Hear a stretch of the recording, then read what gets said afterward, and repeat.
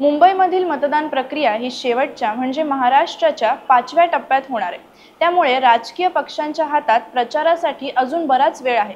त्यामध्ये काही पक्षांनी आधीच तर काही पक्षांनी उशिरा उमेदवारांची घोषणा केली आहे। त्यात आता सर्वच राजकीय पक्षांनी आपला प्रचार सुरू केला असून मतदारांपर्यंत पोहोचण्याचा प्रयत्न सुरू केलाय। यामुळे आता निवडणूक प्रचाराला खऱ्या अर्थाने रंगत येईल असं दिसतंय। त्यात ईशान्य मुंबईची जागा राखण्यासाठी भारतीय जनता पक्षाने यावेळी पुन्हा एकदा उमेदवार बदलला असून ईशान्य मुंबई लोकसभा मतदारसंघाचं चित्र आता स्पष्ट झालंय।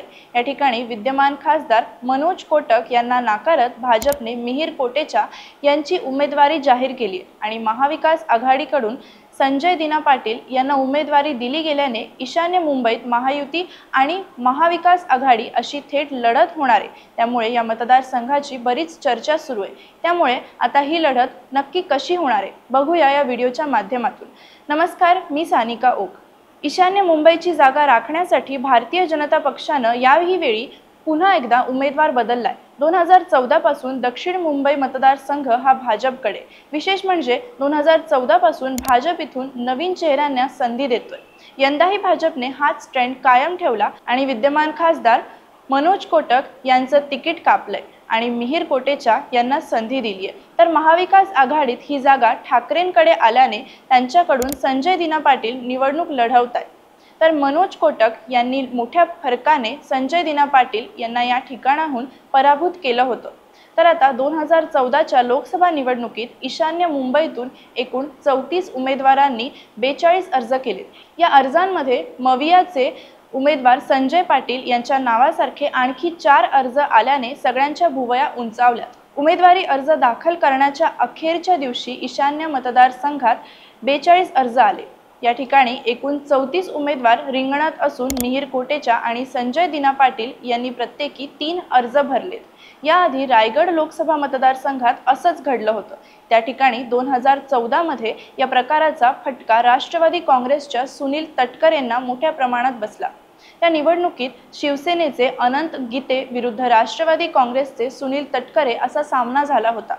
याच निवडणुकीत सुनील तटकरे नावाचा एक अपक्ष उमेदवार होता। त्याला 9849 मतं मिळाली होती। या निवडणुकीत राष्ट्रवादीच्या सुनील तटकरेंचा 2110 मतांनी पराभव झाला होता। त्यामुळे तसाच प्रकार आता ईशान्य मुंबईमध्ये होऊन याचा फटका ठाकरे गटाच्या संजय पाटील यांना बसू शकतो असं बोललं जातंय। तर ईशान्य मुंबई हा महाराष्ट्रातील 48 लोकसभा संसद मतदारसंघांपैकी एक असून या मतदारसंघामध्ये मुंबईमधील मुलुंड, विक्रोळी, भांडूप, घाटकोपर पूर्व, घाटकोपर पश्चिम, मानखुर्द, शिवाजीनगर हे 6 विधानसभा मतदारसंघ येतात आणि या सर्व मतदारसंघांचे वेगवेगळे प्रश्न, समस्या आहेत। ढोबळ विचार करता या सर्व मतदारसंघांवर शिवसेना भाजपा युतीचे प्राबल्य असल्याचं दिसून येतं। याला अपवाद फक्त मानखुर्द शिवाजीनगर मतदारसंघ आहे, कारण तेथे समाजवादी पार्टीचे अबू आझमी प्रतिनिधित्व करतात। तर मुंबई ईशान्य या मतदारसंघाकडे सर्व पक्षांचं लक्ष असून महायुतीतील भाजप, शिंदे गट, अजित पवार गट, रिपब्लिकन पक्ष आणि इतर घटक पक्ष या सर्वांनी या ठिकाणी जोरदार मोर्चे बांधणी केली आहे। 2019 ला झालेल्या विधानसभा निवडणुकीत घाटकोपर पूर्व येथे भाजपाचे पराग शाह, घाटकोपर पश्चिम येथे भाजपाचे राम कदम, भांडूप पश्चिम येथे सेनेचे रमेश कोरगावकर, विक्रोळी येथे शिवसेना ठाकरे गटाचे सुनील राऊत, मालुंड येथे भाजपाचे मिहिर कोटेचा विजयी झाले। यावरून या मतदारसंघातील मतदारांचा भाजपकडे जास्त कल असल्याचं दिसून येतं। इथल्या विधानसभा मतदारसंघात शिवसेना भाजपा युतीचं प्राबल्य दिसत असलं तरी सलग 2 लोकसभा निवडणुकात इथल्या मतदारांनी भाजपाच्या पारड्यात वजन टाकलंय।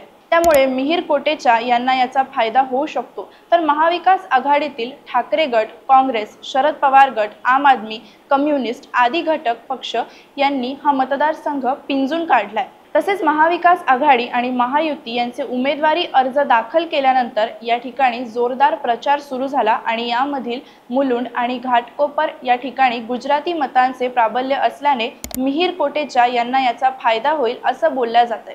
तर कोटेचा यांनी विक्रोळी, घाटकोपर या शिवसेनेच्या बालेकिल्ल्यात शिरकाव केलाय आणि मानखुर्द, शिवाजीनगर येथे मुस्लिमांची संख्या मोठ्या प्रमाणात असल्याने या ठिकाणी कोटेचा यांना कष्ट करावे लागू शकतात, कारण येथे समाजवादी पार्टीचे अबू आझमी प्रतिनिधित्व करतात। तर या ठिकाणी भांडूप, विक्रोळी, घाटकोपर येथे मराठी मतदार मोठ्या प्रमाणात आहे। घाटकोपर, रमाबाई कॉलनी तसेच पश्चिमेच्या झोपडपट्ट्यांमध्ये दलित मोठ्या प्रमाणात असल्यानं तेथे भाजपने पाय पसरायला सुरुवात केली असून मुंबई उत्तर पूर्व या मतदारसंघातून दोन्ही पक्षांनी आपले उमेदवार फार पूर्वी जाहीर केले। त्यानुसार ठाकरे गटाचे उमेदवार संजय दिना पाटील यांनी मतदारांच्या गाठीभेटी सुरू केल्या। कार्यकर्ते मेळाव्यांच्या माध्यमातून प्रचार यंत्रणा सुरू केली आहे। दुसरीकडे भाजपचे मिहिर कोटेचा यांनी सध्या रॅली, मॉर्निंग वॉक, उद्यानात मतदारांच्या गाठीभेटींवर भर दिला जातोय। हा व्हिडिओ बघून तुम्हाला काय वाटतं कमेंट करून नक्की कळवा।